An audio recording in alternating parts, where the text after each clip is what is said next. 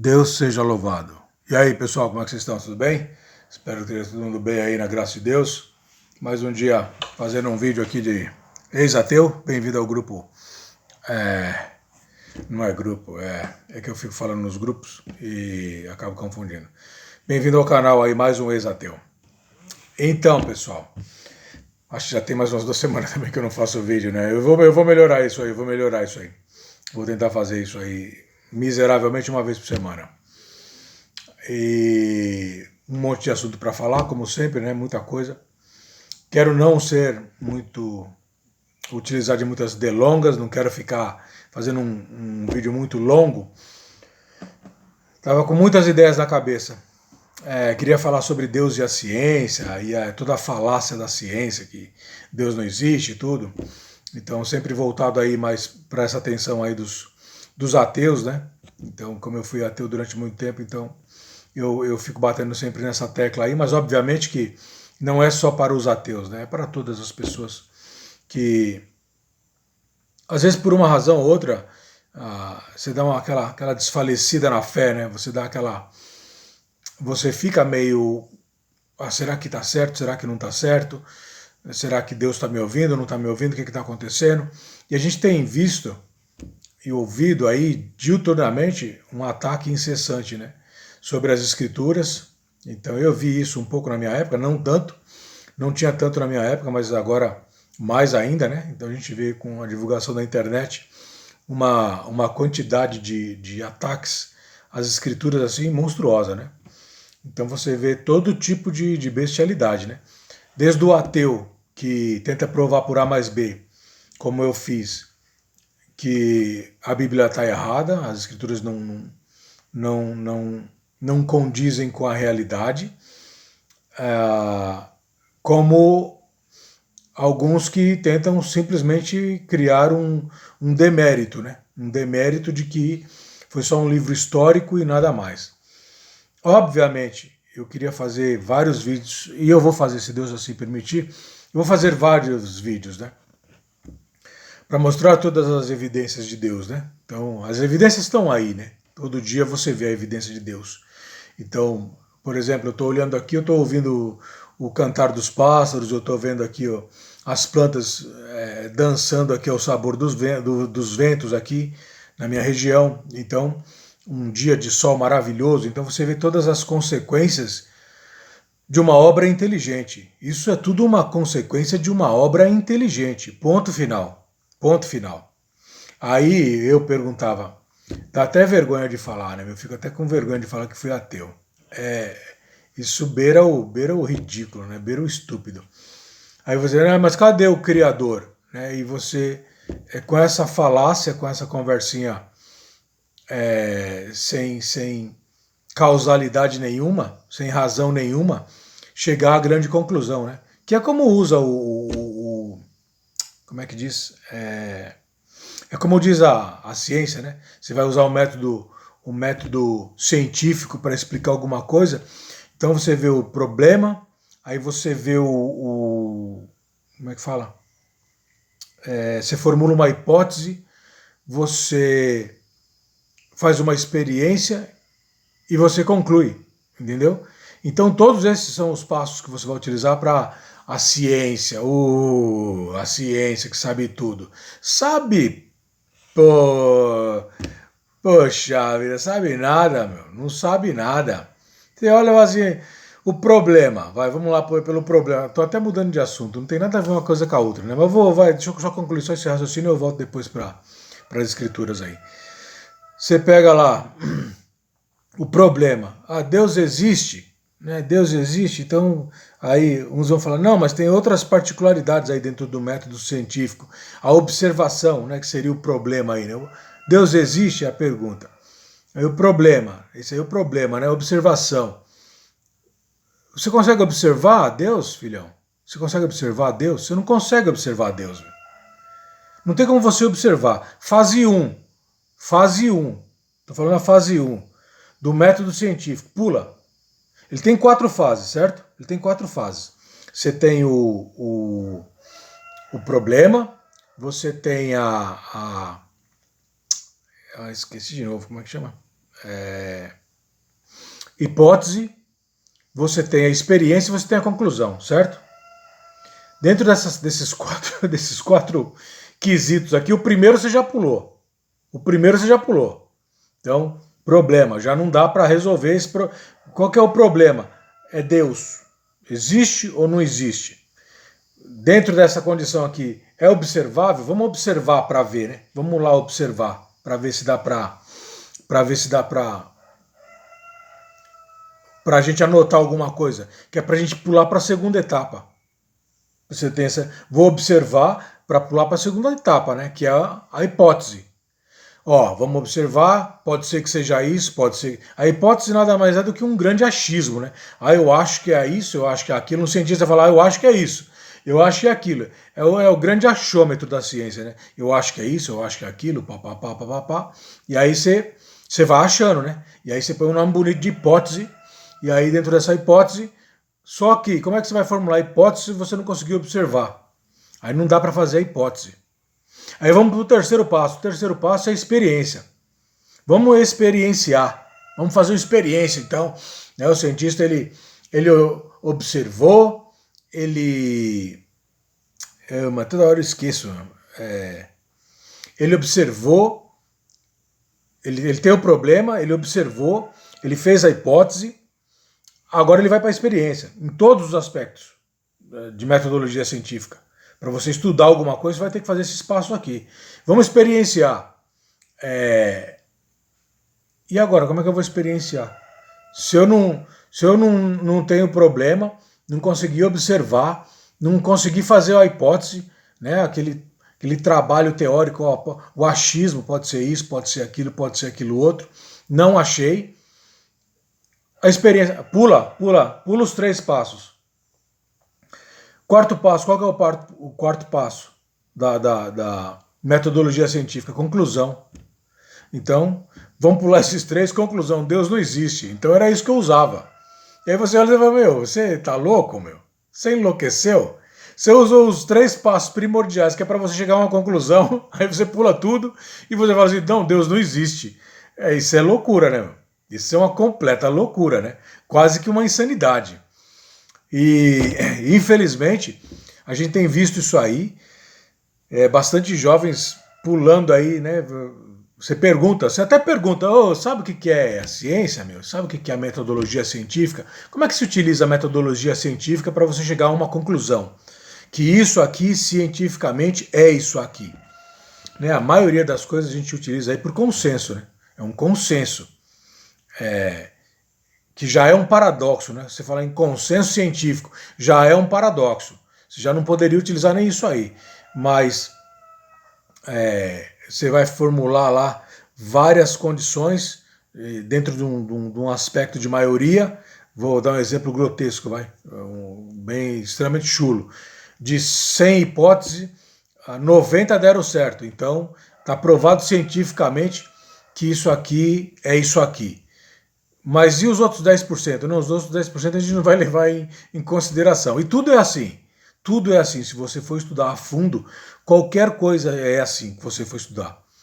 A matéria, a ciência, a literatura, a matemática, a física, a astronomia, a astrologia, a energia elétrica, não importa, a bomba nuclear, não importa o que você vai estudar, tudo tem uma grande maioria de consenso, de ideias que coadunam ali, e o restante? Não, o restante deixa quieto, que se a gente for ficar procurando não vai sair do lugar. Então está provado cientificamente. Esse aí é o padrão. E aí você vai lendo aí você abre aí você abre o Google hoje, você pega a inteligência artificial, você faz os questionamentos que você quiser hoje. Então você pode ir para a faculdade fazer lá o seu curso, a sua graduação, tudo. Você pode usar os livros que você quiser para você aprender o que você quiser. Hoje em dia, com a inteligência artificial é como se você tivesse um cara falando com você. Então você tem um professor para 24 horas conversando com você ali. Bom, falei tudo isso aí, que na realidade seria uma outra matéria, né? Seria um outro vídeo aí para falar sobre Deus e a ciência. Que aí eu vou fazer um vídeo posterior aí com mais... de uma maneira mais adequada, né? Mas só falei isso aí só para ilustrar a nossa limitação nessa condição do conhecimento da palavra de Deus.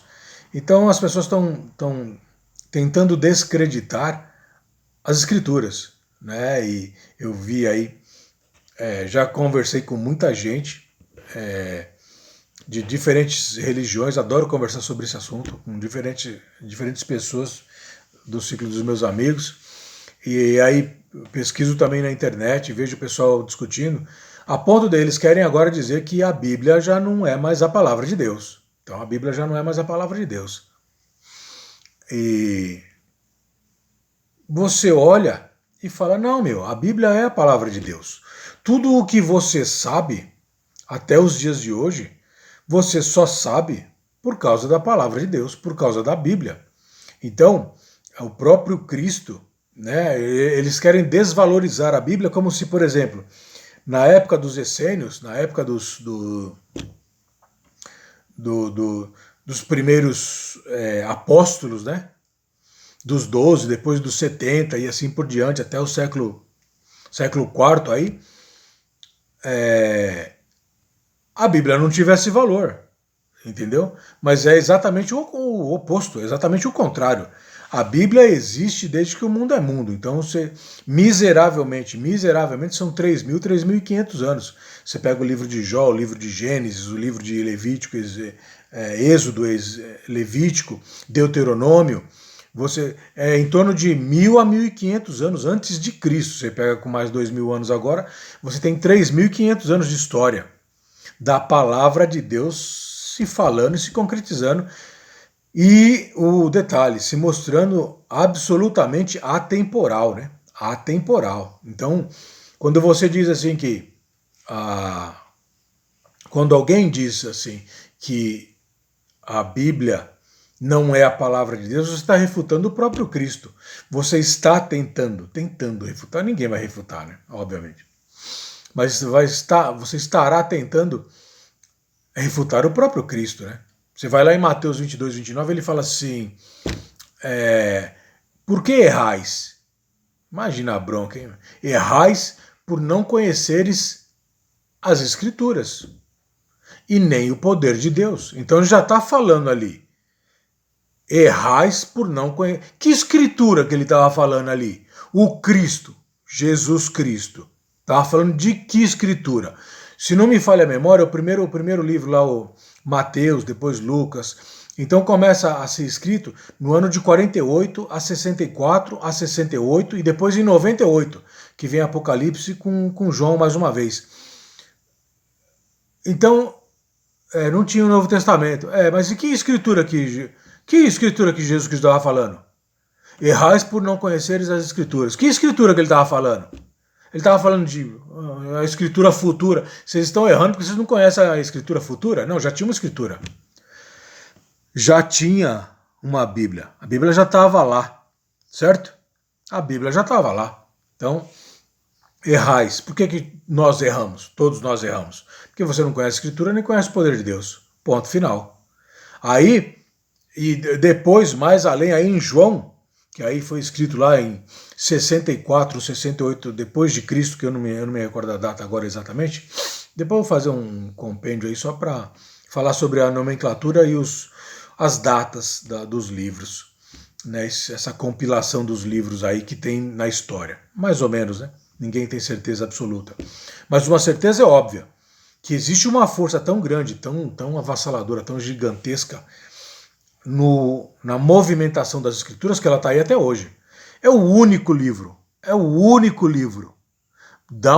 Procura aí agora, procura aí na inteligência artificial, procura aí no Google, procura onde você quiser. Um livro com 3.500 anos, que fez a movimentação do mundo como a Bíblia, não existe. Não tem nenhum.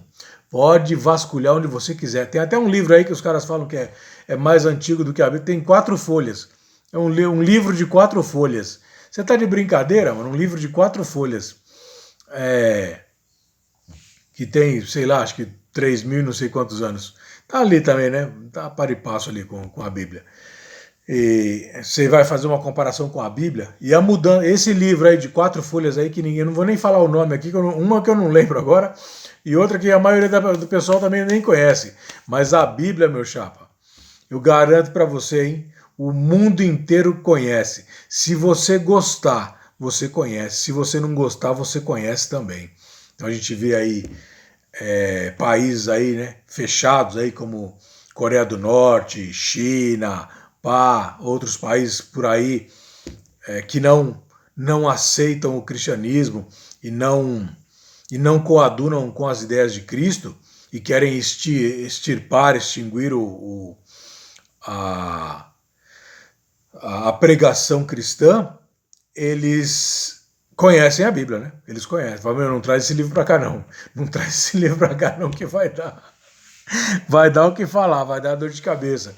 Então você vê que existe um poder tremendo, né? Foi o livro mais caçado pela humanidade para ser destruído, né? Então, e é caçado até hoje, né? Até hoje, para destruí-lo. E é o livro que mais se lê, é o livro que mais se vê em todas as casas do mundo, é a Bíblia. Então, eu vou me avocar aí das palavras do próprio Cristo, dizendo em Mateus 22, 29, como eu acabei de citar, e vou citar mais um aqui, João 5, 36, 37, 38, 39, diz assim: examineis as Escrituras, pois são elas que de mim testificam, e é nelas que contém buscar a vida eterna. Então, quer dizer, Cristo está falando de que escritura que ele estava falando? Não é da Bíblia? Ele está falando da Bíblia, ele está falando do compêndio lá, o primeiro judaico lá, né, que vem o Pentateuco, que vem lá os 39 livros, que vem toda a Torá. Então, e dali em diante, todos os seus discípulos foram anotando no rodapé, né? Foi marcando, até que fez o compêndio e nós temos essa Bíblia que nós temos hoje maravilhosa, né? Com algumas variações aí, que na realidade, se você for ver, combina tudo no mesmo, né? Combina tudo no mesmo. Não tem essa aqui é diferente daquela ali. Não tem. Você pega a ortodoxa cristã, você pega a protestante de Martinho Lutero, 1400 e quanto? 1400 e... eu não lembro. É entre o século XV. 1400 e alguma coisa a 1500 e alguma coisa. 1546 é que ele morre.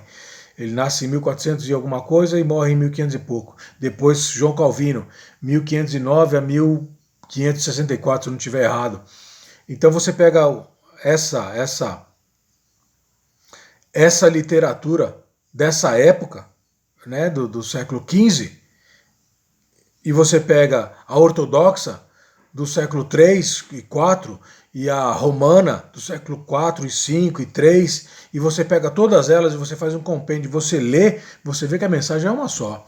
No Novo Testamento a mensagem é uma só, é o amor de Cristo, ponto final. Então, é a única tecnologia e técnica, eu vou chamar de tecnologia e técnica, que o ser humano não usou ainda.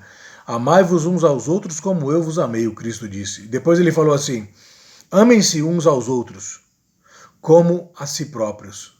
Se o cara aplicar, já falei isso num outro vídeo, se o cara aplicar essa metodologia hoje, amanhã você para todas as guerras. Todas as guerras vão parar. Enquanto se utilizar o método da violência contra a violência, estamos aí, né? Estamos aí. Guerra sobre guerra. Não para a guerra, não para a confusão. O cara dá um tapa, se dá outro, o cara dá um soco, se dá outro, o cara dá uma pancada, se dá outra, e o negócio vai escalando, e estamos aí, ó. Fizemos a grandíssima tecnologia, uma tecnologia maravilhosa aí, de destruição em massa. Chegamos a um ponto de tecnologia e sabedoria humana tão grande, tão grande, tão grande, que fizemos uma arma que não podemos usar. Que genialidade! O ser humano é um gênio. Fez uma arma que não pode usar. Eu tenho uma arma e eu não posso usar. Se eu usar com você, você vai usar comigo. Eu acabo com você, você acaba comigo. A genialidade do ser humano culminou nisso aí. Ó. E estão produzindo mais, né? Estão estudando mais para produzir algo mais potente do que uma. Só tem uma. Que você usar, que você não pode usar. Você tem uma arma que você não pode usar. Mas vamos produzir mais algumas que a gente também não vai poder usar. Porque se eu usar, o cara vai usar e acaba com tudo. Então a gente vê que a tecnologia e a técnica e tecnologia cristã é a de salvação da raça humana, da espécie humana, né? Então, primeiramente ele diz, né, são os três grandes comandamentos, aí são os três grandes mandamentos. Ame a Deus sobre todas as coisas. Amem-se uns aos outros como a si próprios. E se puder, né? E se puder, essa aí é pesada, essa aí é difícil. Amem-se uns aos outros como eu vos amei, diz o Cristo. Então, aonde está escrito tudo isso aí? Onde é que está escrito tudo isso aí? Está escrito na Bíblia. E como é que você vai saber desse compêndio, dessa configuração, dessas palavras, dessas determinações e desses mandamentos maravilhosos, se você não ler a Bíblia? Então tem que ler a Bíblia. Nem vou continuar, já deu 20 minutos aqui. Já ia entrar num outro tópico aqui sobre o poder tremendo que é exposto dentro da Bíblia. Mas não vai dar mais de hora. Então, desculpa aí, pessoal. Vou ficar por aqui. Na realidade foi mais meio que um desabafo, né? Eu estava conversando com o pessoal no final de semana, aí estava vendo algumas coisas na internet também, e aí vendo esse ataque assim, absolutamente insano, na tentativa de retirar todo o mérito das Escrituras, da história, da sacrossanta história de Cristo e do próprio Deus. E aí eu falei, eu vou fazer esse vídeo aí falando sobre o poder da palavra de Deus dentro da Bíblia e a realidade da Bíblia para nós até os dias de hoje. E aí acabei falando um pedaço da ciência e tudo, acabei misturando tudo. Mas não tem problema.